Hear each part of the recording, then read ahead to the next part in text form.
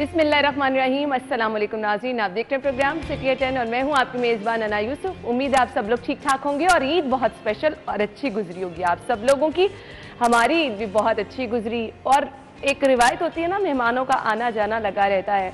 तो कोविड के बाद अल्हम्दुलिल्लाह ये पहली ईद थी कि घर मेहमान आए भी और हम भी मेहमान बनकर कहीं पर गए, तो बहुत अच्छा लगा कि खुशियों के त्यौहार हम खुशियों के साथ ही मना रहे हैं। उम्मीद है आप सब लोगों की ईद भी अच्छी गुजरी होगी। और इसके साथ साथ एक बहुत अच्छी चीज़ जो हमने मिस की है वो ये है कि जी हम अक्सर कहते हैं कि फ़लाँ बंदे ने ये कह दिया, फ़लाँ बंदे ने वो कह दिया। तो ईद के त्यौहार ऐसे होते हैं कि आप इस तरह की सब चीज़ों को भूल जाते हैं और मिलजुल कर एक दूसरे के साथ चलते हैं, तो हमेशा एक अच्छा पैगाम भी जाता है और सब लोग मिलजुल कर जहाँ बैठे वहाँ खुशियाँ तो होती हैं। खैर, हम कोशिश करेंगे कि हम भी आपकी खुशियों में इसी तरह से शामिल रहें। आज के शो का हम आगाज़ कर लेते हैं और आगाज़ में सबसे पहले मौसम इतना खुशगवार है तो बात कर लेते हैं मौसम की।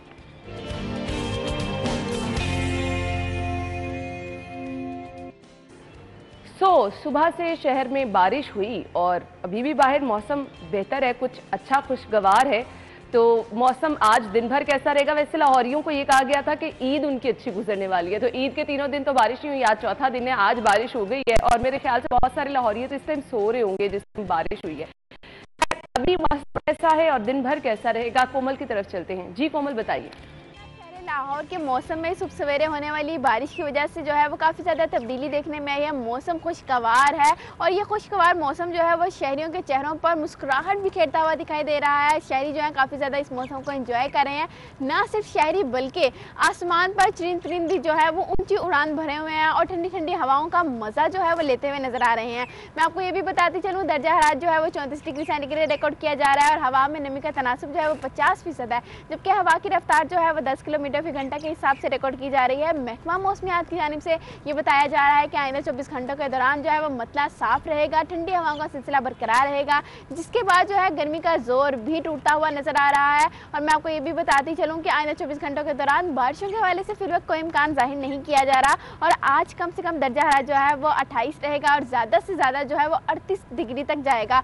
और मैं आपको ये भी बताती चलूँ कि मौसम खुशगवार होने की वजह से जो है वो शहर लाहौर का क्वालिटी इंडेक्स जो है उसमें भी काफ़ी ज़्यादा बेहतरी देखने में आई है और आज लाहौर का AQI जो है वो 84 रिकॉर्ड किया जा रहा है। मौसम भी खुशगवार है, क्वालिटी इंडेक्स में भी बेहतरी देखने में आई है और जिंदा दिलाने लाहौर ये जो है वो यकीनन इस मौसम को एंजॉय करने के लिए घरों से बाहर निकलेंगे और तफरीही मकामात का जो है वो रुख भी करेंगे। जी, थैंक यू सो मच कोमल, आपने हमें मौसम की सूरत हाल बताई। आगे बढ़ते हैं, कुछ शहर की सूरत हाल डिस्कस कर लेते हैं। अब ईद के बाद इस तरह की खबरें डिस्कस करने को दिल तो नहीं कर रहा लेकिन ज़रूरी हैं। जी, पहली खबर है PTI की मुश्किलात में इजाफा, 4 अहम लीडर्स राहें जुदा कर चुके, 2 गैर फाल।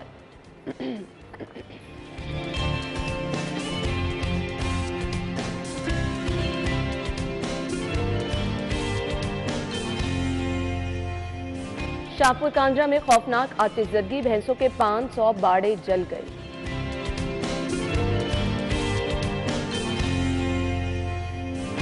शहर में क्रैकडाउन, शाहराहों चौराहों से 75 भिखारी पकड़े गए।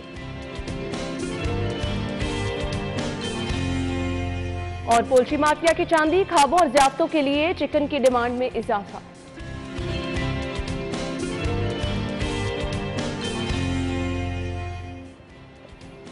Welcome back. खबरें आप जान चुके हैं और हमने इन खबरों की डिटेल्स की तरफ जाना है। मैंने एंड वाली खबर पढ़ी कि चिकन की मांग में इजाफा, तो इरफान साहब इधर बैठ के निहारी के ख्वाब देख रहे थे। अस्सलाम वालेकुम। वालेकुम सलाम। गुज़िश्ता ईद मुबारक, कैसे गुजरी आप लोगों की? अभी गुजर रही है। हाँ, अभी गुजर रही है। ईद तो वो है जो गुजरती रहेगी पूरा महीना, क्योंकि खर्चा बहुत ज़्यादा हो जाता है। सारा महीना ये ख्याल आता है ये ईद आई थी, इसी वजह से अब ये वक्त है कि इस वक्त पैसे नहीं है। मेरे पास अल्हम्दुलिल्लाह पैसे ईदियाँ काफ़ी इकट्ठी हो गई। आपके पास इकट्ठी होंगी, हमें देनी पड़ती है, मसला ये है। और मज़े की बात यह है कि देने के लिए हम हैं, हाँ, और लेने के लिए बेगम और आमना है। अच्छा, वो जब उनकी थी जो उनकी जेब में गई वो उनकी जेब में गई, हाँ, तो आपकी जेब में से निकलते निकलते निकलते आज सुबह फिर बेगम से ही मांग के लाए। ये गिला मेरे हस्बैंड का भी था कि मैं ईदियाँ दे रहा हूँ और इकट्ठी तुम करती जा रही हो, तो ये भाई अपनी अपनी किस्मत होती है। खैर इरफान साहब, आप निहारी के ख्वाब भी देख रहे हैं, ईद पे खाने शाने नहीं खाए गए? नहीं, ईद पे देखे, ईद की फर्स्ट डे जो था वो तो लोगों की नमाज जो है वो कवर करते हुए हमारी गुजर गई। बिल्कुल बिल्कुल। ड्यूटी पे थे दूसरा दिन जो था वो बच्चों के साथ गुजर गया, बच्चों को आउटिंग के लिए लेके गए। फिर तीसरा जो दिन था वो सो के गुजरा। और फिर आज अभी जब मैं ऑफिस पहुंचा तो मुझे एक दोस्त हैं कज़ाफ़ी भट्ट साहब, उन्होंने ये नवीद सुनाई कि एक दोस्त ने हारी लेके आ रहा है। अली अकबर यार नाम हो, अली अकबर ने हारी लेके जिस पर तुमने म्यूजिक का साथ दिया। और मैं इंट्रो दे रही हूँ, इरफान साहब पूछ रहे निहारी आ गई है। तो इसके लिए अभी आप हौसला रखें, अभी आपको शो के बाद निहारी मिल जाएगी। खैर, ये जी खुशियों के त्यौहार हैं जो मैंने जिक्र किया कि सब मिलजुल कर खुशियों के साथ गुजारते हैं। तो अल्लाह ताला ये खुशियाँ इसी तरह से सलामत रखे, हम सब मिलजुल कर इसी तरह से खुशियों के त्यौहार खुशियों से मनाएं। पहली खबर की तरफ आ जाते हैं। खबर क्या है? पीटीआई मुश्किलात का शिकार, 4 अहम लीडर्स राहें जुदा कर चुके, 2 गैर फॉल। आमिर भाई, क्या मामला है ये? मामला तो है कि जब आप इक़्तिदार में होते हैं तो बहुत सारे लोग आपके साथ अटैच होते चले जाते हैं। वो ऐसी मक्खियाँ हैं जो कि छत्ते में से शहद अपना निकालना चाहती हैं और वो खाना चाहती हैं। वो मक्खियाँ जब शहद नहीं रहता तो वो अलग हो जाती हैं। बहुत सारे मामलात ऐसे चलते हैं। अभी भी जो पीटीआई के वर्कर हैं वो कुछ इस तरह से साथ अटैच नहीं है जिस तरह से माजी में हमें नजर आते हैं। ये एक रिवायत है, जो भी सियासी जमात इक़्तिदार में आती है और इक़्तिदार से जाने के बाद ये सब होता है। जब बुरा वक्त आता है तो इसी तरह से कुछ लोग साथ छोड़ भी जाते हैं, कुछ लोग नए शामिल हो जाते हैं। लेकिन पीटीआई के साथ बदकिस्मती से कि लाहौर से कभी भी उनको ऐसा रिस्पॉन्स नहीं मिला। उनको सीटें मिली ज़रूर, जिसका आपने जिक्र भी किया, लेकिन ये वो लोग थे जो पॉलिटिकली बहुत इन्फ्लुएंस थे पहले। लेकिन मुझे हैरानगी है कि बहुत सारे लोग ऐसे हैं जो अभी भी पीटीआई में हैं लेकिन गैर फाल हैं। जैसे मियां असलम इकबाल साहब का जिक्र है। बड़े नाम है ये बड़ा नाम है। अच्छा, बड़ा नाम इस हवाले से भी है कि ये वर्कर्स में बहुत ज़्यादा इन है, लेकिन आजकल वो अपने हल्के में भी टाइम नहीं दे रहे। सही। उनका जो हल्का अखबाब है या जो उनका हल्का इंतखाब है उसमें भी वो उस तरह से वक्त नहीं दे रहे। शायद उनकी अपनी कोई कारोबारी मसरूफियात हैं, निजी मसरूफियात हैं, क्या वजह है क्या नहीं है, क्या पार्टी से कोई नाराज़गी है। अब जो बाकी रह गए हैं जैसे मुराद रास हैं, शफकत महमूद हैं, तो ये पब्लिक में उस तरह से नहीं है। अवामी नुमाइंदे जिस तरह से होते हैं, मना रहे थे। नहीं, ईद भी मना रहे होंगे, लेकिन आपने देखा कि इस्लामाबाद जब कॉल दी थी इमरान खान साहब ने पिछली कॉल, तो शफकत महमूद साहब सिर्फ चंद गाड़ियाँ लेके जाने के में कामयाब हुए थे। लाहौर से उस तरह से उनको रिस्पॉन्स मिला नहीं था। अभी भी जब लॉन्ग मार्च का वो ऐलान करते हैं, अभी वो खुद ही शशोपंज में है। अभी उन्होंने जलसों का एक सिलसिला शुरू कर दिया है। फिर वो कहते हैं मैं डेट बताऊंगा, पहले 29 मई बताई थी, फिर अब डेट बताऊंगा। फिर शेर रशीद कहते हैं 31 मई बहुत अहम है, खून खराबा होगा, ये होगा वो होगा। लेकिन ये सारी बातें हैं, आपको ऑन ग्राउंड जो है, ऑन फील्ड आपकी ना उनकी तैयारी नज़र आती है। चांद रात को भी जो कॉल दी उसमें बहुत कम वर्कर्स थे, जो कि पीटीआई के डाई हार्ड वर्कर्स हैं, वो भी नहीं गए। क्या हम समझे कि लोग ईद मना रहे थे, वर्कर्स इस वजह से नहीं जा सके? लोग फेड अप हैं पीटीआई से भी। सच्ची बात है, जिस तरह से पीटीआई को बिहेव करना चाहिए था उस तरह से नहीं किया। आपने ये कह तो दिया है कि लोग फेड अप हैं, अब आप सोशल मीडिया पर ये लोगों का फीडबैक। सोशल मीडिया एक अलग चीज़ है, उसमें कितने ट्रोल्स हैं, कितने बूट हैं, कितने वो रिपोर्ट काम करते हैं। एक एक बंदे के 200 अकाउंट्स हैं। और वो अकाउंट चलाते हैं, उनको वो पेड हैं बेचारे, वो अकाउंट चलाते हैं। उनके आप नाम देखो तो छीना, चींगू, भाई आप ऑनेस्टली स्पीकिंग मैं परेशान हो जाती हूं। बड़े चौधरी निसार के नाम से 12 अकाउंट्स हैं और एक भी उनका अपना नहीं है। वो सारा पीटीआई ट्रोल चलाते हैं। अब मुझे बताएं, उसको सोशल मीडिया अब मुझे बहुत सारे लोगों ने कहा कि इस चीज को पढ़ना, इस चीज को फॉलो करना छोड़ दो। हाँ, वो बिल्कुल वो टेंशन है। वो उसको छोड़ देना चाहिए। वो उसमें जो बैठे ज़ोंबीज़ हैं वो सिर्फ आपका खून चूसते हैं, इसके अलावा वो कुछ नहीं कर सकते। सही बात है। वो बैठे हैं, वो एक कंप्यूटर लिया हुआ है उन्होंने, उस पर वो उन्हें चारों को तनख्वाह मिलती है, उनका रोजगार लगाए, हम क्यों कहें। बट वो और सारे का सारा अगर सोशल मीडिया ही कामयाब होता तो मैं आपको बताऊं कि डोनाल्ड ट्रंप इस वक्त अमेरिका का नहीं पूरे वर्ल्ड का सदर होता, जो कि जिसको बाद में उनको है वो करना बंद करना पड़ा डोनाल्ड ट्रंप के अकाउंट्स को। बिल्कुल ऐसे तो ही उसके फेक अकाउंट्स भी थे। फिर रशिया बहुत ज़्यादा अकाउंट्स वो जो है वो चलाता रहा है। इसी तरह से हमारे जो ट्रोल्स हैं, जो यहाँ के बच्चे बच्चियाँ हैं, उनको रोज़गार मिला हुआ और उसी में खुश हैं। वो झूठ को फैलाकर खुश हैं और उनसे झूठ के फैलाने के पैसे मिलते हैं। तो इस पर सोशल मीडिया पर आप ज़्यादा ध्यान न दें, आप ऑन ग्राउंड देखें क्या है। सही कह रहे हैं आप। देखिए आमिर भाई की जो स्टार्टिंग में बात इन्होंने की कि शहद की मक्खियाँ होती हैं, जब वो शहद ख़त्म हो जाता है तो मैं इस बात से इख्तलाफ करूँगा। देखिए, किसी शख्स का किसी वक्त ज़मीर भी जा सकता है। ज़मीर जागने के साथ साथ उसने अपनी जो सियासी उसकी मूवमेंट है उसने उसको भी मद्देनजर रखना है। जिस तरह के हालात थे, आमिर भाई, मैं उन हालात के अंदर उन हालात के अंदर देखिए, उन हालात के अंदर आप कहें कि अब वो पीटीआई के साथ अटैच रहे और अपनी सियासी कैरियर जो है उसको भी कंटिन्यू रखे, तो वो उनके लिए मुश्किल था। जैसे आप देखें अलीम खान जिन्होंने इतनी एफर्ट की, उसके बाद असद खोखर जिन्होंने बहुत एफर्ट की, उन लोगों ने क्यों किनारा कशी मेन स्ट्रीम में, और अगर कहा जाए तो यही लोग फाइनेंसर थे। जैसे बात हुई कि जलसे और इनकी रैलियों के अंदर बहुत लोग कम थे, उसका एक बहुत बड़ा फैक्टर ये लोग थे। क्योंकि आपको याद होगा जब ये कोई जलसा होता था तो अलीम खान और असद खोखर की जानिब से या मियां असलम इकबाल की जानिब से या ऐसे बहुत से लोगों की जानिब से लाहौर से एक बहुत बड़ा जो काफिला था वो इन रैलियों जलसों के अंदर शामिल होता था। लेकिन इस दफ़ा नहीं हुआ। उसकी वजह ये है कि ये लोग किनाराकशी इन्होंने की, तो उसके बाद पीटीआई के पास स्पॉन्सर जो हैं वो भी उनके अंदर भी कमी आई है। आप देखें एक जलसा अगर लाहौर में जैसा जलसा किया गया तो उस पर 10-15 करोड़ रुपया तो मामूली बात है। साउंड सिस्टम वाले 2-4 करोड़, 2 करोड़ 2.5 करोड़ रुपया तो सिर्फ साउंड सिस्टम वाले ले लेते हैं। कुर्सियाँ वहाँ पे आप लगाएंगे, लोगों की ट्रांसपोर्टेशन के लिए लोग लेके आएंगे, तो जलसा करना एक बहुत बड़ा जो है फाइनेंशियली आपको एक झटका भी होता है। उसी वजह से आप देखें कि अब जलसे जो हैं आपके जो स्टॉप हो गए, जितने पैसे थे उसके बाद इमरान खान की तरफ से 100 रुपया भी मांगना शुरू किया गया कि भाई हमें पार्टी को फंड करें। जो ओवरसीज़ पाकिस्तानी हैं उनसे भी रिक्वेस्ट की गई।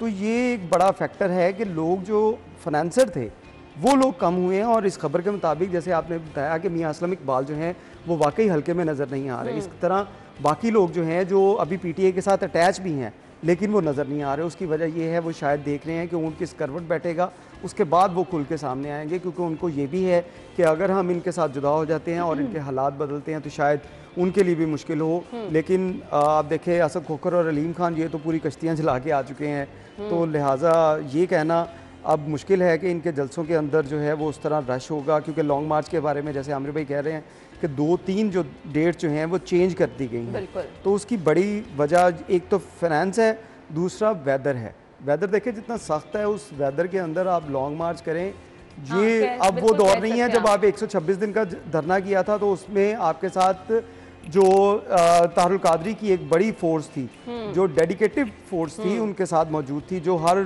मौसम में गर्मी सर्दी की शिद्दत बर्दाश्त करने वाले लोग थे। आंधी तूफान वो लोग बर्दाश्त करते थे। ये लोग जो पीटीआई के जो हमें सपोर्टर नजर आते हैं, ये ईशा के बाद जो ठंडा वक्त होगा उसमें निकलेंगे ये लॉन्ग मार्च के लिए, इनके लिए मुश्किल है। हाँ, मगरिब के बाद, चले मगरिब के बाद, क्योंकि इसकी एग्जाम्पल हमने देख ली ना, जब पाकिस्तान तहरीक इंसाफ के जो चेयरमैन है इमरान खान की तरफ से कॉल दी गई कि तमाम इलेक्शन कमीशन के बाद जो है वो आप एहतजाज कराएं, तो लाहौर में हमने देखा कि वहाँ पे गिनती के कोई 100-125 बंदा था और उसके लिए 600 पुलिस एहलकार लगा दिए गए थे और उसके साथ साथ मीडिया के कोई 100-150 बंदा था, लेकिन उसके बाद पूरे पाकिस्तान में ये सूरत-ए-हाल थी। तो ये अब मुश्किल है कि इतने सख्त वेदर के अंदर आज तो देखें आज मौसम में, लेकिन इन चीज़ों से जैसे आपने ये जो रीजंस बताई मेरे ख्याल से बहुत वैलिड बताई हैं, क्या क्या रीज़न है। आमिर भाई, मकबूलियत फिर कम नहीं होती चली जाती, जो एक इम्पैक्ट आता है, आप रीजंस छोड़ दें कि क्या है आपके हमदर्दी के वोट इस वक्त आपके साथ हैं। सच्ची बात ये है, वो आहिस्ता आहिस्ता आहिस्ता वो हमदर्दी कम होती चली जाए, क्योंकि आप अपने बयानिए से हटते जा रहे हैं। आज कल आप क्या मतलब हमेशा से हटे रहे हैं? नहीं, हटे हुए तो हैं ये।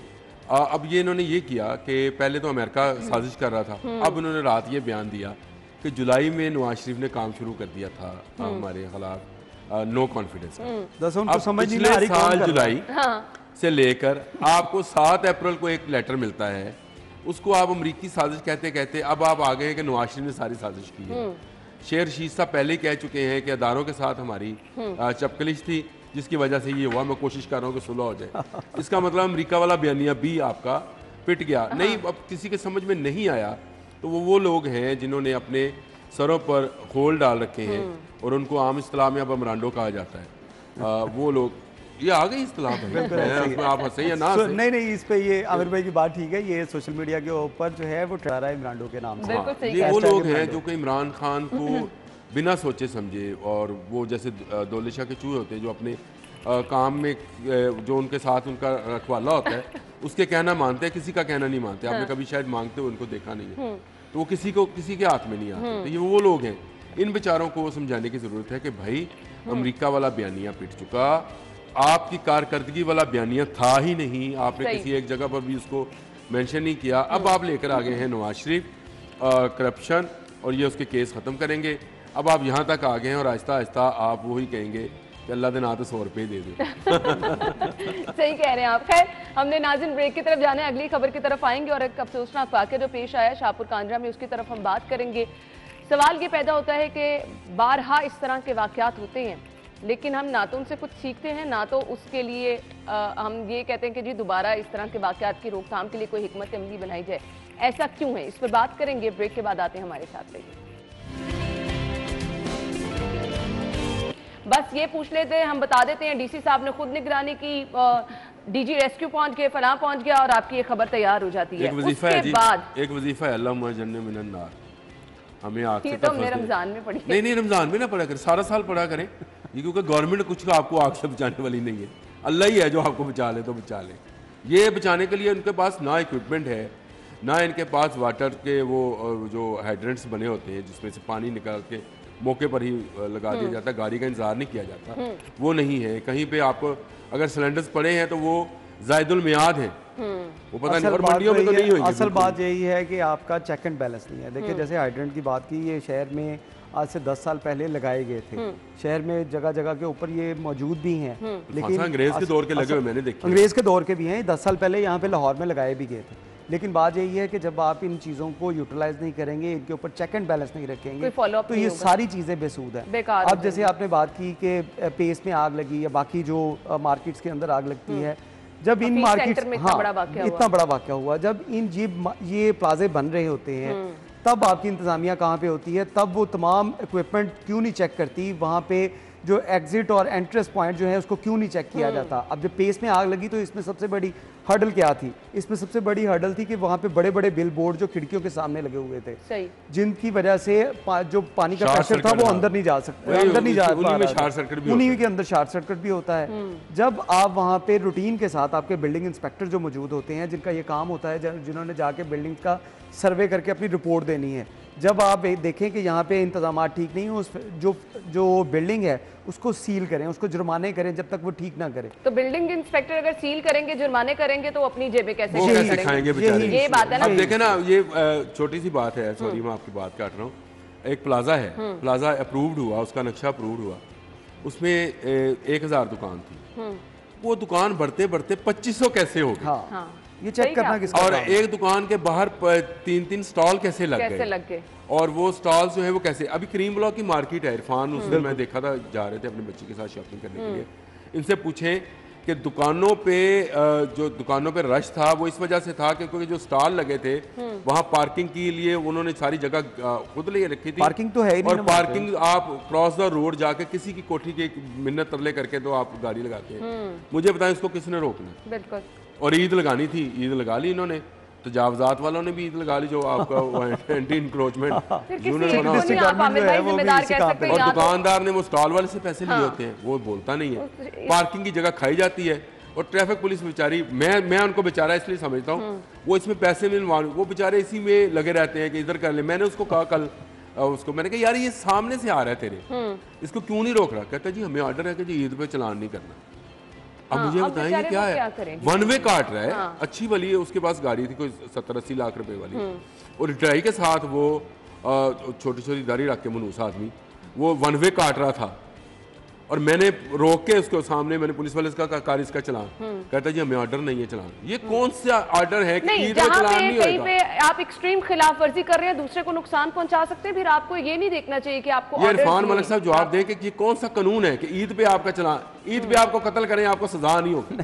और वन वे काटना यूरोप में कत्ल के बराबर है। ऐसे ही यूरोप में क्या? और आप कह रहे हैं कि ईद पे आपके सीटीओ साहब कह रहे हैं ईद पे आप जो मर्जी कत्ल करें, कत्लो गारत करी करें, लोगों की गाड़ियां ठोक दें, मार दें लोगों को, लेकिन आपका चलान नहीं होगा। बिल्कुल सही। ये क्या कौन सा कानून है सर? ये हमें भी बताइए। देखिए इसमें कानून की अगर हम बात करें तो कानून तो हर वायलेशन के ऊपर फाइन का है, लेकिन इसमें जो क्योंकि ट्रैफिक आप देखें कम होती है ईद के दिनों में, तो उस वजह से ट्रैफिक वार्डन जो है उनको भी छुट्टियों पे भेज दिया जाता है, और ये कहा जाता है कि आप जो है वो रिलैक्स करें, ज़्यादा इतनी भाग दौड़ करने की ज़रूरत नहीं है। मामूली जो जुर्म हो, जैसे किसी ने सीट बेल्ट नहीं पहनी हुई उसको आप अगर माफ कर दे, जिसने अगर जो वन वे काट रहा है उसको भी माफ कर दे। वन वे वाले को नहीं काटना चाहिए। छोटी छोटी खिलाफ पर, लेकिन ये एक्सट्रीम खिलाफवर्जी है। एक्सट्रीम देखिए, एक्सट्रीम के ऊपर तो फाइन का ऑर्डर थे कि एक्सट्रीम जो नेग्लिजेंसी होगी, किसी की कानून की खिलाफवर्जी करेगा उसकी फौरी आपने जो फाइन करना है। लेकिन यहाँ पे ये जो एग्जांपल आमिर भाई ने दी, ये वाकई ये इसमें ट्रैफिक वार्डन की भी गलती है कि उसने फाइन नहीं किया,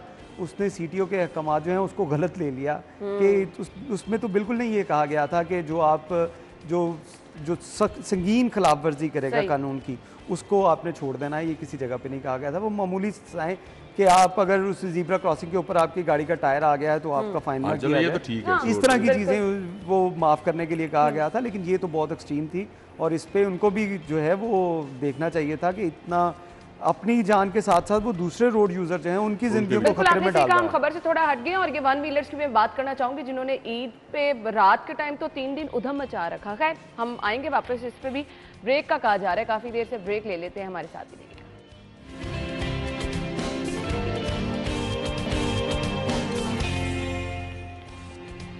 खुश आमदीद कहेंगे और एक शहर का बहुत बड़ा मसला जो कि मैं डिस्कस करने वाली हूँ, क्योंकि हम लोग सभी इससे मुतासिर होते हैं। और आजकल तो पता नहीं, शायद ईद से 2-3 दिन पहले से पूरे प्लान करके लोग जो थे वो आपको नजर आ रहे थे। बेकारियों की मैं बात कर रही हूँ जो कि गाड़ी के आगे से पीछे होने को तैयार नहीं होते, आपको समझ ही नहीं आती कि आपने करना क्या है। खैर आम दिनों में तो वाकई होता है, आयशा कह रही है आम दिनों में भी होता है, लेकिन ये जो 8-10 दिन गुजरे हैं कुछ ईद से पहले के 4-5 दिन, मतलब आप किसी भी शाहराह पे चले जाएं आपको भिखारियों की भरमार नजर आती है।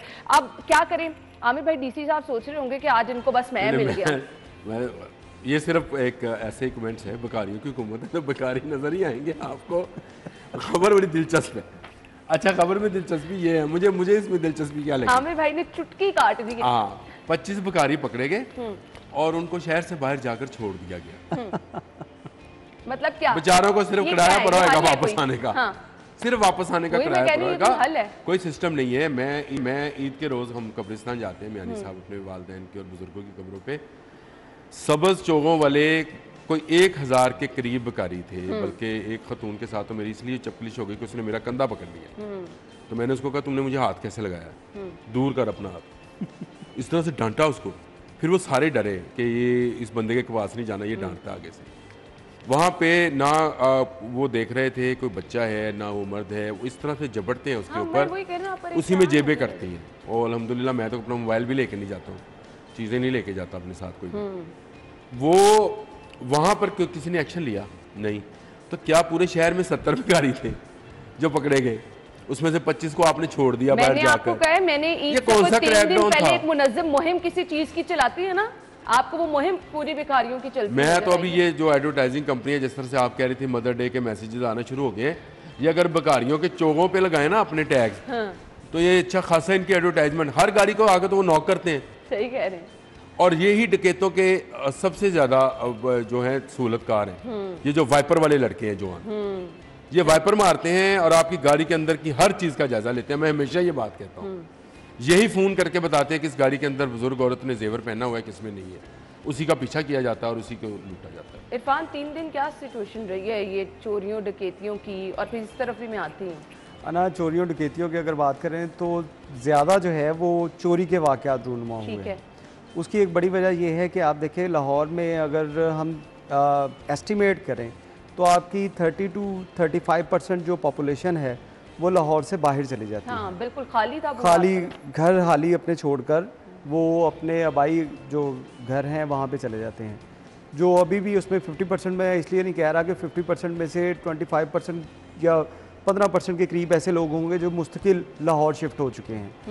अब उसके बाद ये जो लोग चले जाते हैं घर अपने खाली छोड़ के, तो ये चोर जो होते हैं ये उन इलाकों के अंदर सर्वे करते रहते हैं कि कौन से घर की लाइट्स जो हैं वो मुस्तकिल बंद हैं। वहाँ पे बेल दे के देखेंगे मांगने वालों के रूप में, जैसे आमिर भाई कह रहे हैं कि ये लोग अलाकार बनते हैं, ये बेल दे के चेक करते हैं कि घर से अगर कोई बाहर निकलेगा तो उससे फौरी तौर पे भीख मांग लेंगे, अगर नहीं निकलेगा तो फिर अपने लोगों को बता देंगे, वो वहाँ पे आके वारदात कर जाएंगे। और जिसकी मुस्तकिल लाइट जलती रहे, मुस्तकिल लाइटें जला के जाते कि पता चले कि भाई घर पे हैं, दिन के वक्त भी जल रही है तो घर खाली है, घर खाली है। तो ये चीज़ें जो हैं ये लोगों को ख्याल खुद भी करना चाहिए कि अपने घरों को इस तरह जो है अनअटेंडेड ना छोड़ के जाएं, वहाँ पे कोई ना कोई तो हो, लेकिन उसके साथ जो हालात हैं जराइम के अगर हम देखें तो इसमें बेइंतहा इजाफा हो चुका है। आप देखें कि अगर पिछले 2 साल पहले की बात की जाए तो उस दौरान और अब के जो क्राइम की जो रेशो है उसमें 400% तक इजाफा हो चुका है। ये 400% इजाफा बहुत बड़ा इजाफा है। और जब पुलिस से हम इस हवाले से बात करते हैं तो मुख्तलिफ फैक्टर्स के साथ वो एक फैक्टर ये भी बताते हैं कि बेरोज़गारी जो है ये बहुत बढ़ चुकी है, गुर्बत की जो सतह है वो बहुत नीचे आ चुकी है। उसकी वजह से ये लोगों ने आसान हल जो है वो बना लिया है कि लोग चोरी कर लेते हैं, डकैती कर लेते हैं, और उसके साथ साथ आप देखें हमारा जो क्रिमिनल जस्टिस सिस्टम है उसमें चोरी की सज़ा जो है वो आप समझें कि ना होने के बराबर है। चोर को सामने लाएंगे तो उसकी 10 दिन के बाद जो है वो ज़मानत हो ही जानी है। अब जिसने 1 करोड़ रुपए की या 2 करोड़ रुपए की वारदात की हो और 10 दिन बाद उसकी ज़मानत हो जाए तो उसको इससे जो सूटेबल कारोबार जो है और क्या होगा कि उसको पता है मैंने 1 करोड़ रुपए की वारदात करके 10 दिन के अंदर अगर 10 दिन में जेल में रहा तो उसके बाद मेरी ज़मानत हो जाएगी, तो वो पागल है, वो काम छोड़ेगा। वो तो यही करेगा क्योंकि इसमें सज़ाएं बहुत हमारी जो बहुत कम है।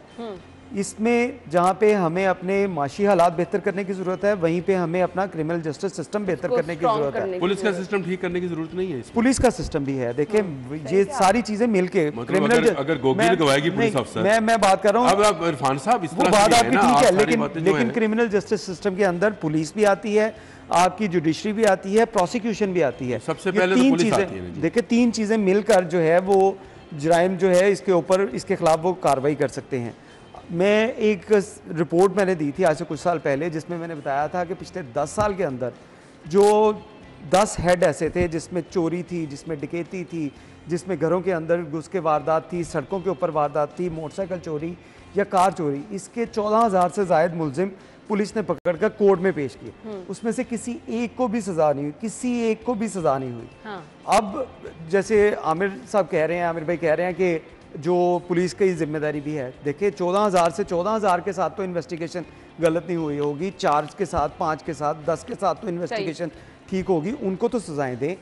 लेकिन क्योंकि हमारा क्रिमिनल जस्टिस सिस्टम इतना वीक है जिसकी वजह से इन लोगों को फ़ायदा पहुंचता है और ये लोग बरी हो जाते हैं और बाहर आके फिर यही काम करेंगे जिसकी वजह से आपका क्राइम कंट्रोल नहीं होता। सही, तो ये वजूहात हैं कि शहर में क्राइम कंट्रोल नहीं हो रहा, लेकिन अब इसको इरफान ठीक किसने करना है? अगर हमने निशानदेही कर दी है कि ये नहीं, हम तो अरसे दराज से निशानदेही कर रहे हैं। असल बात है कि इस हुकूमत का काम होता है। अब आप देखें कि जब इमरान खान की हुकूमत थी तब वो कहते थे जुडिशरी आज़ाद है, जब उनके खिलाफ फैसले आने शुरू हुए उन्होंने कहा जुडिशरी गुलाम है। जब हम इस तरह का हमारा जो है वो विजन होगा, हम अपना माइंडसेट ऐसा कर लेंगे तो उसके बाद इसके अंदर इस्लाहात नहीं आप कर सकते। बिल्कुल आपने सही कहा, इस्लाहात तभी होंगी जब ऊपर से हमारा माइंडसेट क्लियर होगा कि हमने इसको आज़ाद कहना है या हमने इसको गुलाम कहना है। बिल्कुल सही कहा। जब तक हम ये चीज़ें नहीं करेंगे तब तक ये ऐसे ही रहेंगी, आप भी खबरें सुनाती रहेंगी, हम भी आपको खबरें तो फिलहाल तो हालात यही हैं कि हम सिर्फ खबरों तक महदूद रहेंगे, होने वाला कुछ नहीं है। ब्रेक ले लेते हैं, ब्रेक के बाद वापस आएंगे अगली खबर की तरफ, हमारे साथ ही रहिएगा।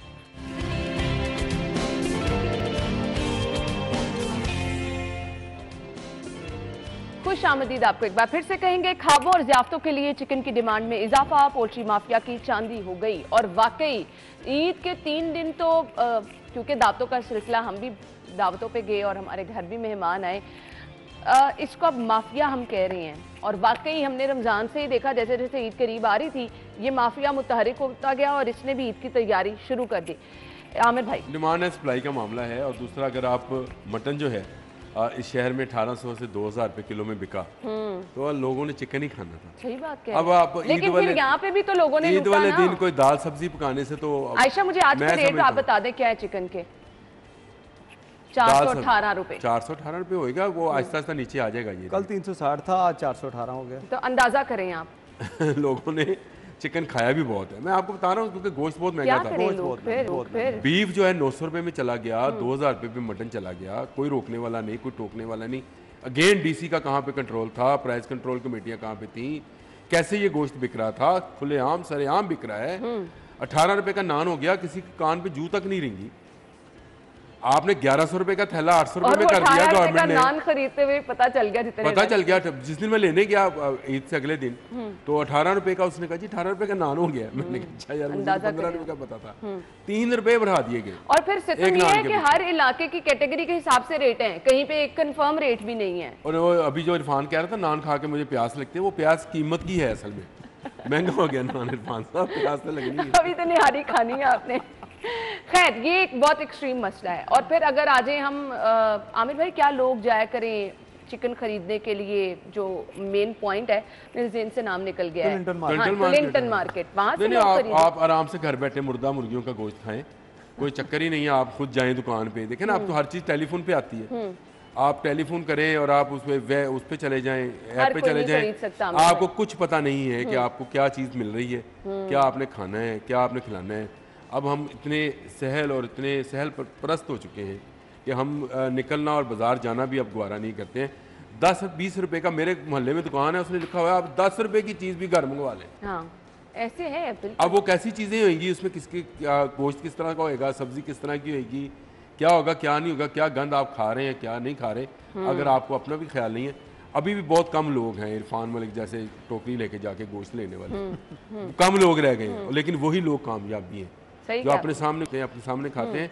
तो लिंडर मार्केट चले जाए, यहाँ अगर आपने अपने सामने ज़िबा नहीं ना कराना तो फिर कोई फ़ायदा नहीं है। फिर इसका मतलब है कोई चाहे मुसलमान है या गैर मुस्लिम है, वो ज़िबा कर रहा है, वो आप खा रहे हैं, आप झटका खा रहे हैं, आप हलाल नहीं खा रहे। जहां पर आपकी अपनी सेहत का सवाल है, कॉम्प्रोमाइज नहीं करना चाहिए। थैंक यू सो मच, बहुत बहुत शुक्रिया आमिर भाई। इरफान आपके वक्त का भी शुक्रिया। निहारी आपका वेट कर रही है।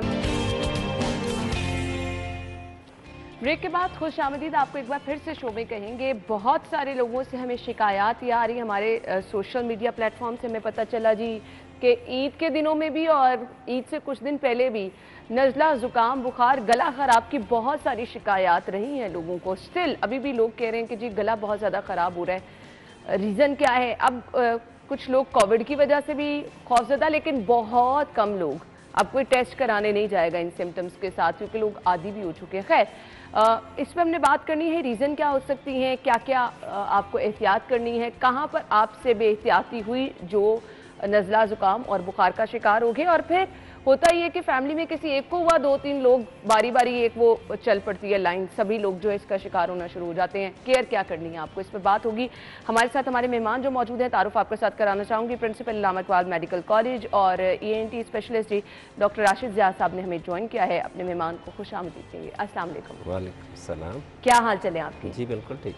Thank you so much doctor साहब, आपके वक्त का बहुत बहुत शुक्रिया। मैंने जैसे कि आगाज़ में ही कहा कि हर बंदे से ये शिकायत मिल रही है कि गला ख़राब हो रहा है, नज़ला, ज़ुकाम, क्या हम ईद पे कुछ बदपरहेज़ी कर रहे हैं? Thank you very much. ये सारा साल एक बड़ा मसला है, और जब मौसम चेंज होता है, हम थोड़े से इत्दाल से हटते हैं तो इसके चांसेस बहुत ज़्यादा हो जाते हैं। ठंडी खट्टी चीज़ें, हम मिट्टी धुएँ के तूफ़ान में रह रहे हैं, अर्बन एरिया, शहरी इलाका, यहाँ पे पॉल्यूशन एक बहुत बड़ा मसला है। इसलिए ये मत समझा जाए कि इन्फ्लुएंज़ा, डेंगू और इसके साथ साथ कोविड, सारा साल हमने एहतियात करनी है।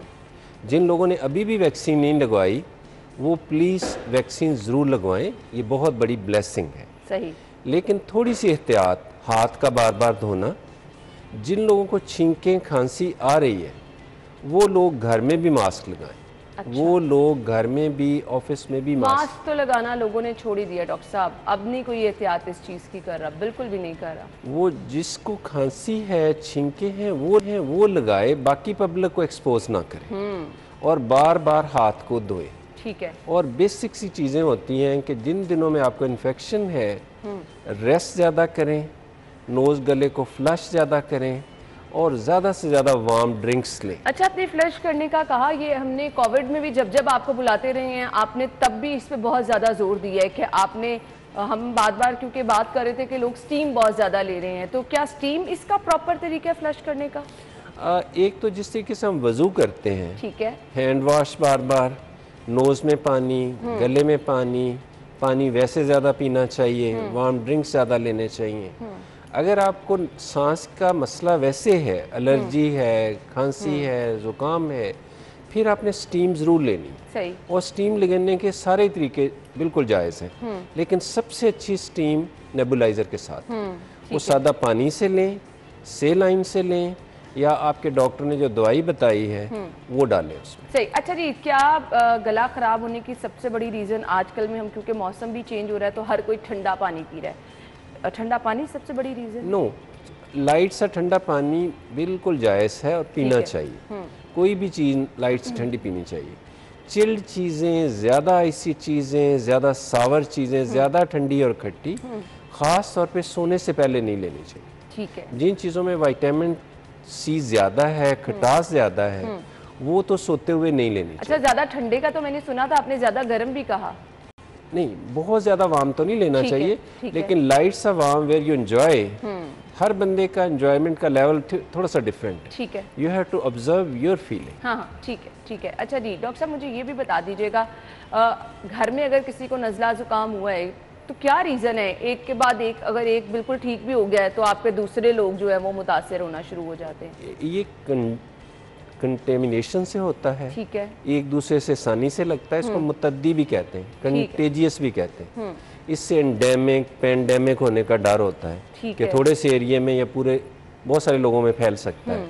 इसका हल एक ही है कि जिसको है उसको फोकस किया जाए। ठीक है। वो अगर साथ बहन भाइयों के साथ सो भी रहा है, खाने पीने की चीज़ें भी शेयर कर रहा है, मास्क भी नहीं लगा रहा, जब भी छींक आए हाथ रखें या कोनी के ऊपर करें, लेकिन छींक सीधी ना लगाएं।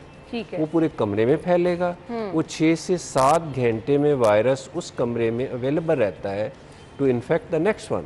ठीक है। इसलिए एक घर में आए तो चांसेस हैं कि बाकी इन्वॉल्व होंगे। ठीक है। और वो सिम्टम आने से 1 हफ्ता पहले जरासीम आप तक पहुंच चुका होता है। इसलिए एहतियात ये करनी है कि जिसको छींकें आई हैं उसका फौरी तौर पे बेसिक सा सिम्टोमेटिक ट्रीटमेंट, ये बिल्कुल ठीक है कि हर दफ़ा आपको डॉक्टर के पास जाने की ज़रूरत नहीं। 1-2 दफ़ा छींक आई है, हल्का सा बुखार हुआ है, खुद ही ठीक हो गया है, तो you don't have to visit your doctor. If it's intensified, serious है, छींकें ज़्यादा आ रही हैं, बुखार बहुत हो रहा है, पूरी बोन पेन हो रही है, you are unable to walk, आपको चलना फिरना मुश्किल हो रहा है, तो आप फ़ौरन डॉक्टर को दिखाएं, क्योंकि इन्फ्लुएंजा इन सबसे नंबर 1 सीरियस। ठीक है। नंबर 2 पे हम कोविड को लेंगे। ठीक है। फिर डेंगू भी साथ साथ चल रही है। इसलिए हमने घर के सराउंडिंग में, घर के अंदर मैक्सिमम सफाई सुथराई रखनी है। ठीक है। ये वतन हमारा है, इसको ब्यूटीफाई हमने करना है, और जितना हम अपने घर को अंदर से और बाहर से साफ रखेंगे, मुल्क खूबसूरत यानी बुनियादी चीज जिसको हम बेसिक्स कहते हैं वो आपकी अपनी सेल्फ सफाई है। आपने अपने हाथों की सफाई रखनी है, और कोविड में तो ये चीजें हमने बार बार डिस्कस की हैं कि आपके हाथ साफ होंगे, आपके इर्द गिर्द वाली चीजें साफ होंगी, तो आप खुद भी जो है इन चीजों से महफूज रहेंगे। बच्चों की केयर कितनी जरूरी होती है अगर घर में किसी बड़े को? छोटे बच्चों में 2 से 4 साल का छोटा बच्चा, उसमें मुदाफ़ियत नहीं होती। ठीक है। सबसे ज़रूरी ये है कि उन बच्चों में वैक्सीन ज़रूर लगवाई जाए। ठीक है। जो आपके बच्चों के डॉक्टर ने वैक्सीन कही है उसको फ़र्ज समझा जाए, मैंडेटरी समझा जाए, कंपलसरी समझा जाए। ठीक है। बच्चे के हाथ बार बार धोना, एक बच्चे को बहुत सिविलाइज बनाना माँ की अजमत की निशानी है। जो माएँ अपने बच्चों पे खुद टाइम स्पेंड करती हैं, मेड्स के एक्सपेंस पे नहीं छोड़ती, वही ग्रेट माएँ हैं, और उन्हीं के कदमों में सर्टनली जन्नत भी है। तो आपने बच्चों को ज़्यादा से ज़्यादा नोज़ को कैसे ब्लो करना है, हाथ कैसे धोने हैं, वीकली नेल ट्रिम ज़रूर करना। नेल बेड्स में सबसे बुरे जर्म्स लंबी देर रहते हैं। ठीक है। अपने भी माओ ने करने हैं, बच्चों के भी करने। ठीक है। और सबसे ज़रूरी है कि जो ब्रेस्ट फीड है इसको प्रमोट किया जाए। जो माएँ दूध पिलाती हैं वो बच्चे ज़्यादा स्ट्रॉन्ग होते हैं, उनका चाइल्डहुड ज़्यादा बेहतर होता है। इसलिए फीडर का कम से कम इस्तेमाल किया जाए। फीडिंग बॉटल बहुत ज़रूरी है, तो 1-2 साल के अंदर ख़त्म किया जाए और जल्दी से जल्दी उसको सॉफ्ट डाइट की तरफ लाया जाए। इस तरह बच्चे का बचपन बहुत खूबसूरत और हेल्दी हो जाएगा। वरना जो बच्चे ज़्यादा लंबी देर फीडर पीते हैं, चूसनियाँ लेते हैं, उनके दांत तो टेढ़े होते ही हैं, उन्हीं कोई नाक, गला, टॉन्सल, एडिनाइड, इनकी सर्जरी की 70% को फिर ज़रूरत पड़ती है आगे चल के। सही हो गया। अच्छा डॉक्टर साहब ये बताइएगा, नज़ला ज़ुकाम बुखार में हम नॉर्मली क्या देखते हैं, आप घर में सेल्फ मेडिकेशन शुरू कर देते हैं, और एक रवैया लोगों का ये है कि अगर नज़ला ज़ुकाम बुखार है तो ये नज़ला ज़ुकाम तो 4-5 दिन लेके ही ख़त्म होगा, तो आपने खुद से दवाई घर में लेना शुरू कर दी, क्या ये काफ़ी होता है? एक हद तक तो बिल्कुल जायज़ है कि आपको छींक आई है, खांसी आई है और साल में 1-2 दफ़ा नज़ला होता है आपको, तो आपको हरगिज़ को बहुत ज़्यादा मेडिसिन लेने की ज़रूरत नहीं है। एंटीबायोटिक्स फ़ौरन लेना नज़ले ज़ुकाम में उसको और बढ़ाने वाली बात है और ख़राब करने वाली बात है।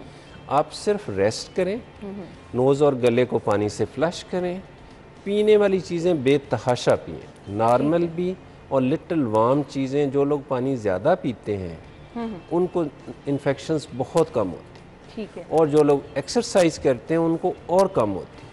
और जो simple diet, high fibre diet लेते हैं उनको तो इन्फेक्शंस ना होने जैसी, साल में कई दफ़ा जुकाम होता ही नहीं है उनको, इवन तो उनके सराउंडिंग में बहुत सारे लोगों को हुआ। सही।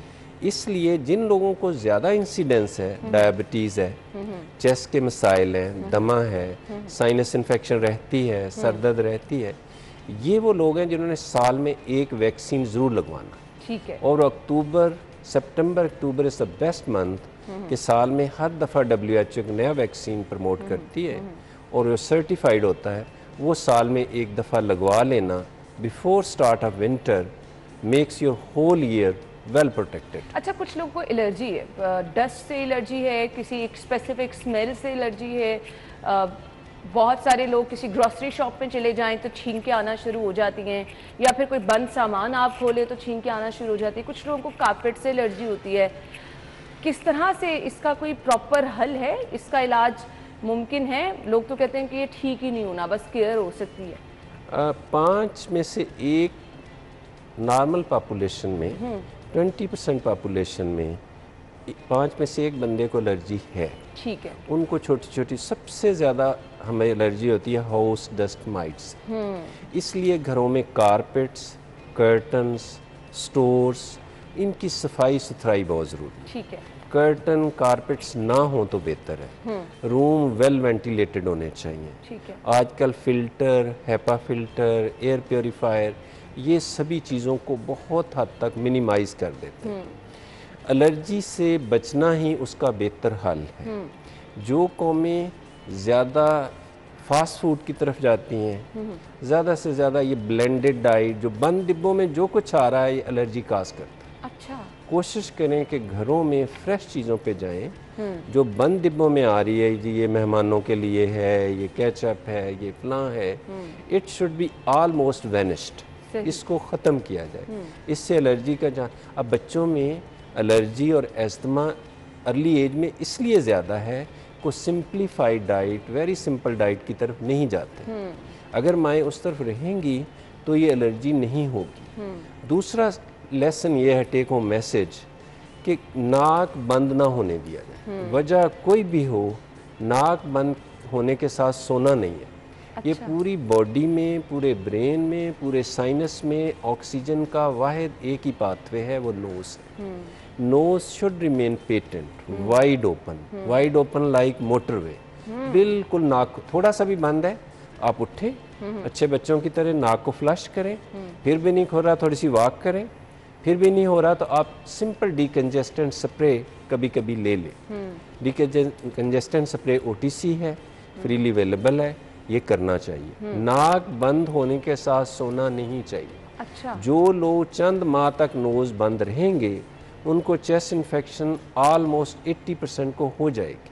सही। अगर ये चंद महीनों तक ऐसे ही सिलसिला चला तो एस्थमा, एलर्जिक एस्थमा होने का चांस मैक्सिमम है इन्हीं लोगों में। सही। अब कुछ लोग होते हैं, मैंने सुना है कि बच्चे को स्टार्ट में बहुत ही चाइल्डहुड में ही सर्दी लग गई तो सारी ज़िंदगी बच्चे को मौसम चेंज होगा तो चेस्ट इन्फेक्शन होगा। ये मिथ्स है कि वाकई ऐसा होता है? ये कुछ चीज़ें हैं जो हमने खुद से बना रखी। सही। कि केले से रेशा होता है, राइस से होता है, कुछ ऐसी चीज़ों से, या जैसे भी हमने, ऐसा हरगिज़ सही नहीं है। ठीक है। ये बिल्कुल गलत बातें हैं।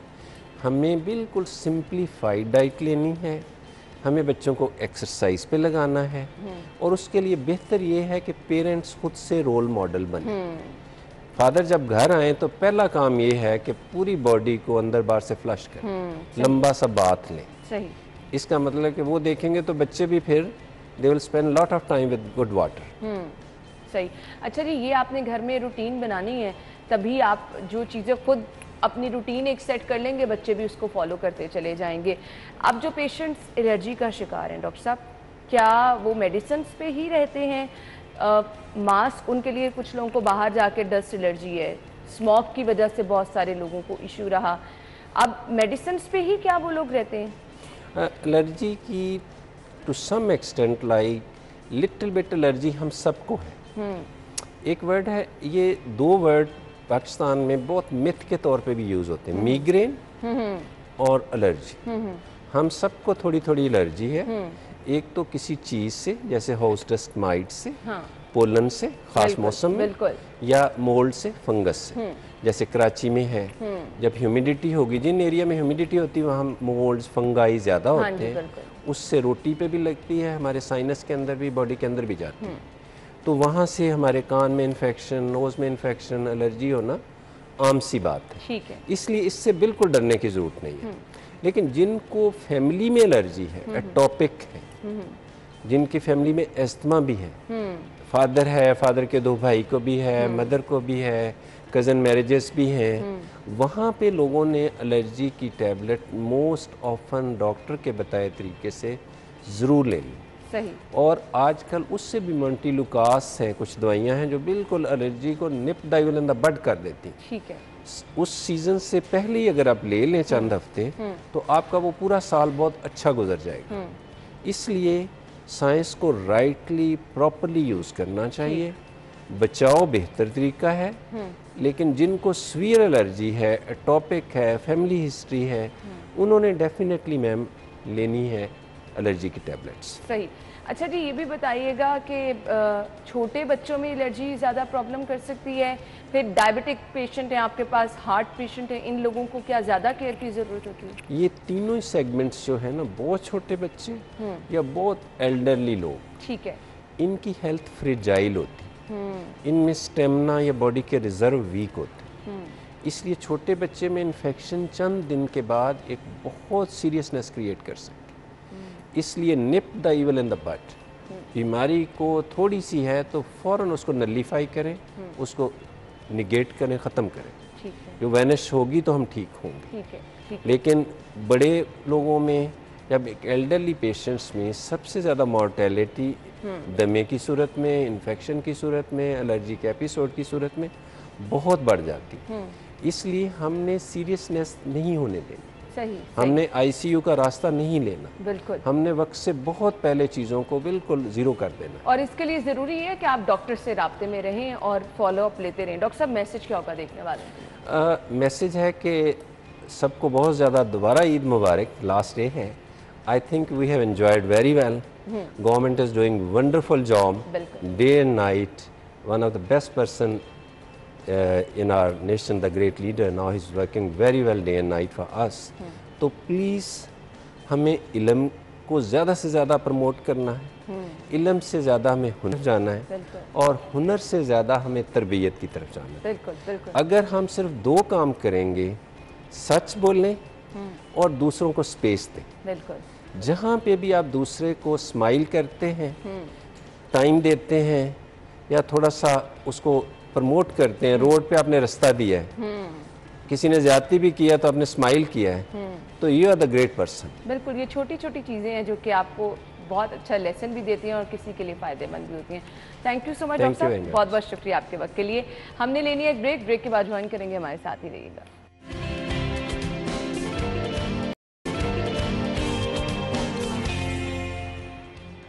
Welcome back. प्रोग्राम के हिस्से में हम बात करने वाले हैं, बहुत सारे लोग जी दावतों ज़ियाफ़तों के बाद ये कहना शुरू हो गए कि जी ज़्यादा खा लिया क्योंकि तो पेट ख़राब होने की शिकायत, वो लोग जिनको स्टमक का इशू रहता है, खाने शाने खा के ऑयली चीज़ें, हैवी नमक शमक और मिर्चें खाने के बाद वो लोग भी बीमार बेचारे हैं।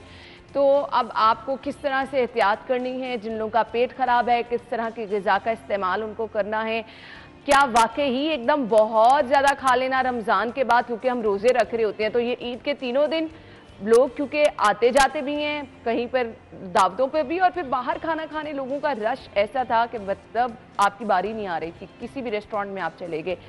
खैर, क्या वाकई इतना लंबा अगर टाइम हम रोजे रखते रहे, पूरा 1 महीना, और उसके बाद एकदम से ज्यादा खा लेना आपके लिए प्रॉब्लम कर सकता है? बहुत सारी चीजें हैं, हम डिस्कस करेंगे। माहिर ग़िज़ायात सहर चावला ने हमें ज्वाइन किया है, अपनी मेहमान को खुश आमदीद कहेंगे। अस्सलाम वालेकुम। वालेकुम अस्सलाम, क्या हाल है? बिल्कुल ठीक ठाक। और गुज़िश्ता ईद मुबारक। तो आज भी लाहौरी ईद मना रहे, लाहौरियों ने संडे तक मनानी है, तो बड़े दरिया दिल हैं इस मामले में लाहौरी। खैर मनानी भी चाहिए, खुशियां हैं, आप खुशियों के साथ ही मनाएं, लेकिन एहतियात जरूरी है। रोजे रखने के बाद एकदम से लोगों ने ईद वाले दिन खा लिया, सवैयों से काम शुरू हुआ और वो पूरा दिन रुका नहीं, फिर बहुत सारे लोगों के पेट खराब हो गए। देखिए ना, जितने भी डॉक्टर्स का आप स्टेटस अपडेट पढ़ ले, सारे कह रहे हैं कि हर तीसरा चौथा पेशेंट गैस्ट्राइटिस और कॉलरा के साथ आ रहा है हॉस्पिटल में। मैं पिछले दिनों देख रही थी, मेरे कॉलीग्स बात कर रहे थे कि हमारे पास लाहौर में कॉलरा और गैस्ट्राइटिस क्यों फैल गया है, क्योंकि रमजान के आखिरी अशरे से ही सहरी अफ्तारियों के बफे पर किसी रेस्टोरेंट में टेबल बुक कराने की जगह नहीं है, जैसे आप कह रही हैं। और ये रमजान के आखिरी अशरे से, स्पेशली लास्ट वीक से शुरू हुआ है। तो ये कॉलरा और गैस्ट्राइटिस का एपिडेमिक नहीं फैला हुआ, ये जो हम ओवर ईटिंग कर रहे हैं। जाहिर है जब आप ओवर ईटिंग करेंगे फिर टॉक्सिसिटी के, फूड पॉइजनिंग के, इन चीज़ों के भी चांसेस आपके पास ज़्यादा होते हैं ना। फिर जितना ज़्यादा बाहर के, हमें नहीं पता होता कि जो रेस्टोरेंट्स हैं उनमें इंग्रेडिएंट्स क्या है। हमारे पास फूड एलर्जीज और फूड इंटॉलरेंसेस इतनी ज़्यादा हैं, हर दूसरा बंदा किसी ना किसी खाने के किसी मसाले या इंग्रेडिएंट से एलर्जिक है। अब आप जितना ज़्यादा बाहर खा रहे हैं, आप उतना ही ज़्यादा उन मसालों को, उन चीज़ों को एक्सपोज हैं, तो कोई ना कोई एलर्जी करा के सारे पेट खराब करा के बैठे हैं। और ऑफकोर्स जब आपने, अब आ जाते हैं कि जब रोज़े ख़त्म हुए, ईद आई है, आपने इतना वो फास्टिंग पीरियड गुजारा हुआ है कि 14 से 16 घंटे you were not eating anything, then majority of the people एकदम जब अफ्तारी होते हैं उनसे बहुत ज़्यादा ओवर ईट नहीं किया जाता। उसके बाद से when you will rush to restaurants, अब आप नाश्ता भी हैवी कर रहे हैं और होता भी है लोगों को क्रेविंग भी, अब आप दोपहर को भी रात को भी, तो तबीयत तो ख़राब होनी है। Be easy on your self. क्या फ़ायदा कि आप ईद भी ना एंजॉय कर सके, है ना। बिल्कुल ऐसी है। वेदर कंडीशंस भी मैटर करती हैं क्या? डेफिनेटली आपके पास वेदर कंडीशंस भी मैटर करती हैं। जब आपके पास वेदर चेंज भी हो रहा है, या फॉर एग्जांपल अब जिस तरह समर में बॉडी का मेटाबॉलिक रेट स्लो होता है, लोग समझते हैं बॉडी का मेटाबॉलिक रेट ज़्यादा होता है, समर में स्लो होता है। इस वक्त हाजमा कंपैरेटिवली स्लो होता है। इस वक्त जब आप अपने आप को बहुत ज़्यादा खाने से बर्डन करेंगे, सर्दियों में आपका जो हाजमे का सिस्टम होता है कंपैरेटिवली तेज़ होता है, आपकी बॉडी ज़्यादा कैलोरीज बर्दाश्त कर सकती है। अल्लाह की तरफ से कॉम्पनसेटरी मैकेनिज्म है ना। गर्मियों में वैसे ही नहीं बॉडी इतनी कैलोरीज बर्दाश्त कर सकती है। फिर जब आप ये मुरगन ग़िज़ाएँ वगैरह लेते हैं, जितनी मुरगन ग़िज़ाएँ लेते हैं, प्रोटीन के लिए स्टमक को, मैदे को ज्यादा एसिड सिक्रीट करना पड़ता है। प्रोटीन को तोड़ता ही एसिड है। तो अब गर्मियों में वैसे ही आपके डाइजेस्टिव सिस्टम पे ज्यादा बर्डन नहीं होना चाहिए। फिर आप बहुत प्रोटीनिशियस मील्स, यानी आप मीट वगैरह ले रहे हैं और वो भी हैवी मसालों में ले रहे हैं। अगेन तेज मसाले में भी तासीर होती है, वो भी पैरासिम्पैथोमाइमेटिक होता है, यानी स्टमक की और डाइजेस्टिव सिस्टम की मूवमेंट्स को हाइपर करता है। जो आपके पास गैस्ट्रिक सिक्रीशंस है, यानी जो मैदे की सिक्रीशंस है, उनको ज्यादा करता है। फिर साथ आप प्रोटीन भी ले रहे हैं, मीट भी ले रहे हैं, वो भी उन सिक्रीशंस को ज्यादा करता है। तो ये एड ऑन बर्डन हो जाता है। अच्छा, पेट खराब होने की रीजन एक ये भी है कि हमने खाना खाया और क्योंकि दावतें चल रही है ना, आप 2-3 घंटे वहीं बैठ के बातें शातें करते रहे, फिर आपकी ड्रिंक्स चल रही हैं, चाय शाय पी रहे हैं, एक ये भी रीजन हो सकती है। डेफिनेटली ये रीजन हो सकती है। वैसे भी खाने के साथ आपको कोई भी लिक्विड नहीं लेना चाहिए, कोई भी लिक्विड नहीं लेना चाहिए। एटलीस्ट 40-45 मिनट्स बाद लेना चाहिए। और हमारे यहाँ पे दावतों में बड़ा कॉमन मामूल है कि आप खाने के फौरन बाद ही चाय पीना चाहते हैं। मैं तो इवन के कहती हूँ, जब आपने ग्रीन टी भी लेनी है, वो भी मैं कहती हूँ आप 30 मेरा भी अपना खाना कंप्लीट नहीं होता जब तक मैं बहुत अच्छी बात। हाँ, लेकिन थोड़ी सी अगर आप देर बाद पिए, क्योंकि जो चाय है ना, कैफीन है, वो भी पैरासिम्पैथोमाइमेटिक है, यानी वो भी आपकी गैस्ट्रिक मूवमेंट्स जो है उनको तेज करती है, आपके स्टमक की जो कॉन्ट्रैक्शंस है, आपकी जो गैस्ट्रिक सिक्रीशंस है, तो फिर उसकी वजह से आपके पास हाजमे पे लोड होता है। और अगेन जब आप चाय लेते हैं, कैफीन लेते हैं, वो भी एसिडिक है। फिर हमने वही मील्स ली हैं, फिर हम एसिडिक मील्स ले रहे हैं, तो तबीयत तो खराब होनी है। आई सी सो मैनी पीपल जो ईद के 2-3 दिन गुजारने के बाद इतने दिन उसके बाद दही के साथ रोटी खा रहे होते हैं, क्योंकि वो अपना उनका स्टमक ठीक नहीं हो रहा होता है। बिल्कुल। अच्छा, लेमन का इस्तेमाल क्या इन चीजों को कम कर देता है? लेमन का इस्तेमाल ये नहीं है कि अगर मैं नान और इतने सारे सालन के ऊपर लेमन निचोड़ी और मैं कह रही हूँ कि कुछ नहीं, ये वो लेमन का इस्तेमाल जो है ना वो आपकी बॉडी के, हमने एक बार पहले भी बात की थी, पीएच को बैलेंस करता है, पीएच को अल्कलाइन करता है, और वो बेस्ट अपने पास तब असर करता है जब आप उसको सुबह खाली पेट लें। ये तो वैसे भी मेरा तो पता नहीं कितने सालों से मामूल है कि सुबह खाली पेट नींबू पानी, नीम गर्म पानी में आपने पानी लेना है, पानी पीना है, लेकिन उसके बाद आपने खाने पे भी कंट्रोल रखना है। वैसे ओवरऑल बॉडी के पीएच को बैलेंस करने के लिए आप हमेशा नींबू का इस्तेमाल करें। अपनी ग्रीन टी में भी आप नींबू का इस्तेमाल करें, अपने सैलड्स में भी नींबू का इस्तेमाल करें, और सैलड ड्रेसिंग्स में भी। अब आयशा कह रही है कि मैं जब भी ग्रीन टी में या वैसे लेमन का इस्तेमाल करती हूँ, मेरा गला खराब हो जाता है, और ये बहुत सारे लोगों का इशू है। क्वांटिटी मैटर करती है? नहीं नहीं नहीं, किसी किसी को सूट नहीं करता है लेमन, जैसे किसी किसी को अदरक सूट नहीं करता है। अदरवाइज अदरक आपके पास डी ब्लोटिंग के लिए, यानी आपके स्टमक को फ्लैट करने के लिए, एक्सेसिव गैस को खारिज करने के लिए एक बहुत अच्छी अदरक आपके पास चीज़ है, अदरक वाला कावा, अदरक वाली चाय। जिसको सूट नहीं करता है, you should listen to your body और वो ना ले, ठीक है। Otherwise vitamin C is amazing, लेकिन कुछ लोग हैं वो इतना सा भी आधा टीस्पून भी विटामिन ये नींबू का नहीं बर्दाश्त कर सकते, नींबू का, तो Ayesha should not take it. ठीक। अच्छा, अब हमें कैसे पता चलेगा कि पेट खराब हो गया है और हैजे की शिकायत है? कुछ इसके स्पेसिफिक सिम्टम्स भी होते हैं? आपके पास सबसे पहले तो ऑफ कोर्स वाटरी डायरिया से शुरू होता है ना। आपकी जो, मैंने अभी पिछले दिनों उस पर पॉडकास्ट किया था और काफी वायरल भी हुआ कि आपका स्टूल आपकी सेहत के बारे में, आपका फीसिस पखाना आपकी सेहत के बारे में क्या बताता है। अगर आपका स्टूल वाटरी कंसिस्टेंसी में चला गया है और आपको जो बाल मूवमेंट्स हैं दिन में 2 से 3 बार से ज्यादा हो रही हैं, इसका मतलब है कि आपका गैस्ट्रिक सिस्टम अपसेट है। और अगर खाना खाते ही आपको बाथरूम जाना पड़ रहा है क्योंकि आपका ट्रांजिट टाइम कम हो गया, इसका मतलब है कि अब आप उसी तरफ जा रहे हैं, क्योंकि खाना खाने के बाद उसको हजम होने के लिए छोटी आंत में, खास करके बड़ी आंत को 2 से 3 घंटे चाहिए होते हैं। तो अगर आपने डिनर किया है, आपको जो स्टूल है, जो फीसेस है, वो अगले दिन सुबह के टाइम आना चाहिए, and then it should not be of a watery consistency, ठीक है। It should be round, it should be banana shape, it should be of a firm consistency. तो अगर वाटरी है and if you are having these cramps, तो definitely, और इसके साथ normally लोगों को हल्का सा बुखार भी हो जाता है, इसका मतलब है। अच्छा, अब कुछ लोगों की शिकायत ये होती है कि जैसे ही खाना खाया पेट में दर्द होती है और खाना हजम नहीं होता।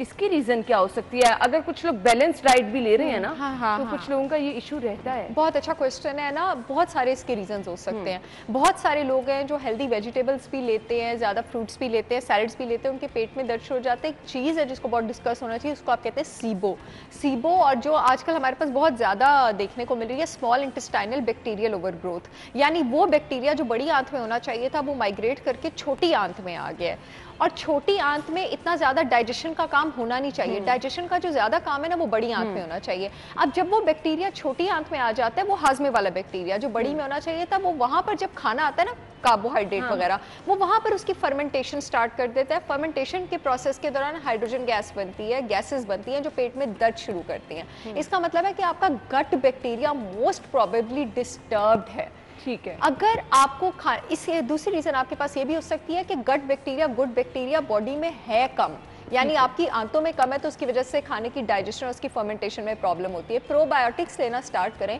अगर प्रोबायोटिक्स आपको सूट कर जाती है, इसका मतलब है कि मसला आपकी बड़ी आंत में था, ठीक है। अगर प्रोबायोटिक्स आपको सूट नहीं करती हैं और ज्यादा गैस और कब्ज शुरू हो जाती है, या फिर और डायरिया शुरू हो जाता है, इसका मतलब है कि मसला छोटी आंत में है। थोड़ी देर के लिए सैलड्स और हाई फाइबर डाइट छोड़ दें और थोड़ी अरसे के लिए जरा मीठी फूड्स वगैरह लें, जब तक आपका गट बैक्टीरिया हील नहीं होता। सही। बच्चों में अगर ये इशू हो तो बहुत प्रॉब्लम हो जाती है। बच्चों के लिए भी आप यही सेम रिकमेंड करेंगे? अच्छा, बच्चों के हाजमे का सिस्टम हमारे हाजमे के सिस्टम से बड़ा ज्यादा डिफरेंट होता है। बिल्कुल। और बच्चों के और हमारा काम है कि बच्चों के हाजमे के सिस्टम को हम स्ट्रॉन्ग बनाएं। प्लीज अपने बच्चों की डाइट में शुरू से ही प्रोबायोटिक सोर्सेज इंक्लूड रखें। अपने बच्चों को फर्मेंटेड खानों की आदत डालें। यहाँ पे अगर मैं किसी भी इटालियन पिज्जा का नाम ले लूंगी, सबको पता होगा। मैं यहाँ पे अभी बोलूंगी ना केफीर, ऑडियंस में से किसी को भी नहीं पता होगा। ये बता दें कि आपने बच्चों की बैलेंस डाइट का कहा, क्या क्या चीजें आपको रूटीन बच्चों की रखनी है? अच्छा, मैं एक बात जरूर कहती हूँ कि जब आप अपने बच्चों को वीनिंग से छुड़वाते हैं, यानी जब माँ अपने दूध से छुड़वाती है, तो बच्चों की डाइट में अंडे का इस्तेमाल जरूर करें। बच्चों की डाइट में फर्मेंटेड चीजों का,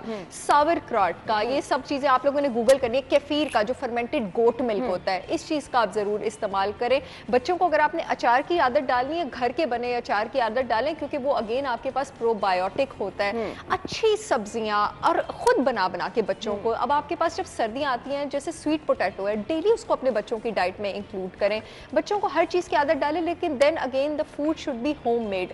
अगर आप सिर्फ एलिमिनेशन की तरफ ध्यान करेंगे ना, कि आप बच्चों को मीठा नहीं देंगी, बच्चों के हाथ में आप लोग चिप्स नहीं पकड़ाएंगे, बच्चों के हाथ में आप जहाँ पे उनको बाहर जाएंगे रोज बाहर ट्रीट्स दे रही है, अगर सिर्फ ये नहीं करेंगे और घर का देंगे ना, इतना भी बहुत बड़ी फेवर है। और फर्मेंटेड फूड आइटम डेली एक अपने बच्चे की डाइट में इंक्लूड करें, आंतें उसकी स्ट्रॉन्ग हो जाएंगी, फॉर एवर लाइफ वो अपने गट प्रॉब्लम से आजाद हो जाएगा। सही। अच्छा, इसके साथ साथ बड़ों में अगर पेट की आपने मसाइल से बचना है तो बता दें क्या क्या आप कुछ टिप्स ऐसी देना चाहेंगे कि अगर खाना भी खा रहे हैं तो आपको लिक्विड का इंटेक कितना रखना है, खाने का इंटेक कितना रखना है, तो आप इन मसाइल से बच सकेंगे? एक चीज़ तो ये कि एवरीबडी, वैसे तो एक्सरसाइज सबको करनी चाहिए, everybody who is post 35 please अपने दिन का आगाज़ वॉक से करें। अब हमारा मेटाबॉलिक रेट स्लो हो रहा है। जब आप वॉक करते हैं ना, आपका लिम्फ, आपकी जो सर्कुलेशन है, इट कीप्स फ्लोइंग। जब आपका लिम्फ, आपकी ब्लड सर्कुलेशन फ्लो करती है तो जाहिर है आपके हाजमे में भी तो ब्लड वेसल्स जा रही है ना, ब्लड जा रहा है, पूरा सिस्टम आपका एक्टिव रहता है। सुबह सुबह आप अपने, ये एक ओवरऑल टिप है, आप अपने डाइजेस्टिव सिस्टम को, और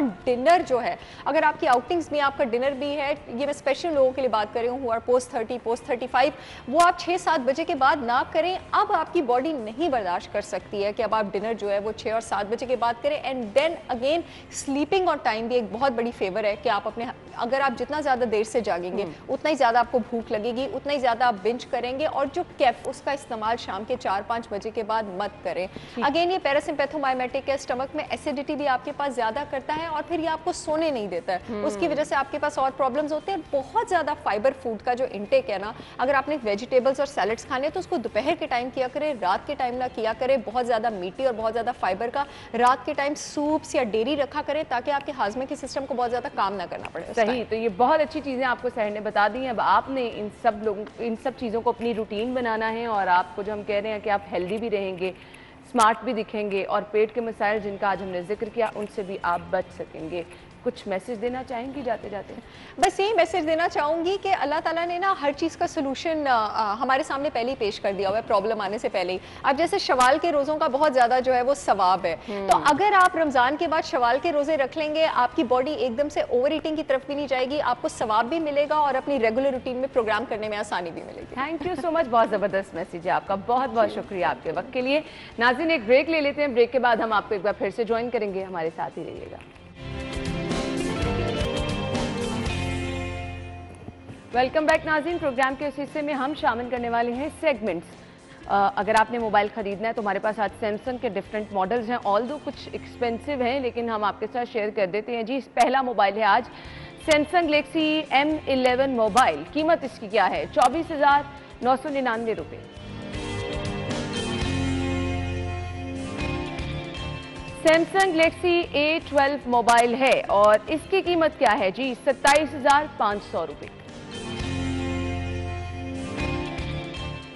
सैमसंग गैलेक्सी A31 मोबाइल और 36,999 रुपये में आप खरीद सकते हैं। और इसके बाद में आपको बता देती हूँ जी, सैमसंग गैलेक्सी A32 मोबाइल है, 39,999 रुपीज़ इसकी प्राइस है।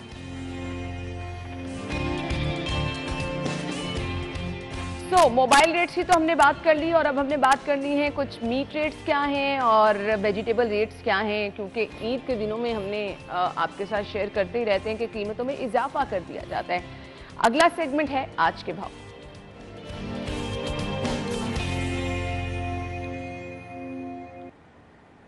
ओपन मार्केट के रेट क्या हैं आज के? अगर आपने जाना है सब्जी की खरीदारी के लिए, कौन सी सब्जी किस कीमत पर मिलेगी आपको, हसनैन की तरफ हम चलेंगे। Over to you. सब्जी मंडी में सब्जियों की जो कीमतें हैं वो ताहाल कम नहीं हो सकती और जो गरीब आवाम है वो आड़तियों, फड़ियों और दुकानदारों के मनमानी जो कीमतें हैं उनके ऊपर जो सब्जियां हैं वो वसूल करने पर मजबूर नज़र आती हैं। अगर बात की जाए कीमतों की तो जो आलू कच्चा पुराना है जी वो 30 रुपये फ़ी किलो में फ़रोख्त हो रहा है और प्याज जो है वो ओपन मार्केट में 100 से 120 रुपये फ़ी किलो उसकी जो कीमत है वो बताई जा रही है। सरकारी जो नरखनामे हैं वो अभी तक जारी नहीं किए जा रहे क्योंकि जो छुट्टियां हैं, जब तक जो छुट्टियां जारी रहेंगी जो सरकारी नरखनामे हैं वो जारी नहीं किए जा सकेंगे। और जो ओपन मार्केट है उनमें जो दुकानदार हैं वो अपनी मर्ज़ी से जो कीमतें हैं वो वसूल कर सकेंगे। अगर दीगर सब्जियों की बात की जाए तो उनमें जो टमाटर हैं जी वो 60 से 80 रुपये फ़ी किलो में फ़रोख्त हो रहे हैं। लहसुन चाइना जो है वो 350 से 370 रुपये फ़ी किलो में फ़रोख्त हो रहा है। अदरक थाईलैंड जो है वो 250 से 270 रुपये फ़ी किलो तक फ़रोख्त हो रहा है। बैंगन जो है वो 60 से 70 रुपये फ़ी किलो में फ़रोख्त हो रहा है जी। खीरा फार्मी की जो कीमत है वो 60 से 70 रुपये फ़ी किलो बताई जा रही है। इसी तरह फूल गोभी जो है 80 से 90 और 100 रुपये फ़ी किलो तक फ़रोख्त हो रही है। और जो शिमला मिर्च है ओपन मार्केट में 120-130 रुपये फ़ी किलो तक बताई जा रही है। सब्ज़ मिर्च जो है जी वो भी 100 से 120 रुपये फ़ी किलो तक फ़रोख्त की जा रही है। घिया कद्दू की बात करें तो 50 से 60 रुपए फ़ी किलो में वो फ़रोख्त हो रहे हैं। टिंडे देसी जो काले हैं वो 150 से लेकर 160 170 रुपए फ़ी किलो तक फ़रोख्त किए जा रहे हैं। अरवी जो है वो ओपन मार्केट में 120 से लेके 150 रुपए फ़ी किलो तक फ़रोख्त की जा रही है। और जो भिंडी है वो 100 रुपए फ़ी किलो तक फ़रोख्त की जा रही है। अगर दीगर सब्जियों की कीमतों की यहाँ पर बात की जाए तो उनमें जो मटर हैं वो 200 रुपए फ़ी किलो बताए जा रहे हैं, और जो गाजर चाइना है वो 120 रुपए फ़ी किलो, और जो करेले हैं वो जी 60 से 70 रुपए फ़ी किलो तक फ़रोख्त किए जा रहे हैं ओपन मार्केट में। ठीक है जी, ओपन मार्केट के रेट हमें स्टैंड बता रहे थे, thank you so much. Zeenat shop के रेट क्या हैं अगर आपने जाना है मीट खरीदारी के लिए? बीफ पर केजी यहाँ से आपको मिलेगा 749 749 रुपए किलो में, और इसी तरह बीफ मिन्स अगर आप खरीदना चाह रहे हैं तो 935 935 रुपए किलो में आप खरीद सकते हैं। अच्छा जी, मटन पर केजी 1793 रुपए में, यानी तकरीबन 1800 रुपए किलो में मिलेगा आपको। और मटन मिन्स अगर आपने खरीदना है 1898, यानी तकरीबन बल्कि 1900 रुपए ही हो गया। चिकन के रेट, सरकारी नरखनामा जिसे कहा जाता है, इसके मुताबिक जिंदा मुर्गी 288 रुपए किलो और इसका बना हुआ गोश्त 418 रुपए किलो। इसके बाद हमारे पास है जी एग रेट। सबसे पहले रिटेल प्राइस के मुताबिक आप खरीद सकते हैं जी अंडे 148 रुपए दर्जन 148 रुपीज में। इसके बाद अगर आप थोड़ी सी मेहनत करेंगे, होलसेल पे जाएंगे तो 2 रुपए आप बचा सकते हैं, 146 रुपीज में आप अंडों की खरीदारी कर सकेंगे। और अगर आप जाएंगे गोरमे पे 147 रुपीज में आप अंडों की खरीदारी कर सकेंगे, 147 रुपए दर्जन है वहां का रेट। सो यहाँ पे हमारी रेट लिस्ट मुकम्मल हो गई है। एक ब्रेक लेंगे, ब्रेक के बाद कुछ आपको बताएंगे कि बचत कैसे हो सकती है। सो नाज़रीन, इसी के साथ ही प्रोग्राम का वक्त पहुंचा अपने इख्तिताम को। इंशाल्लाह कल सेम टाइम पर आपसे मुलाकात होगी। आप अपना ख्याल रखिएगा, इजाज़त दीजिए, अल्लाह हाफ़िज़।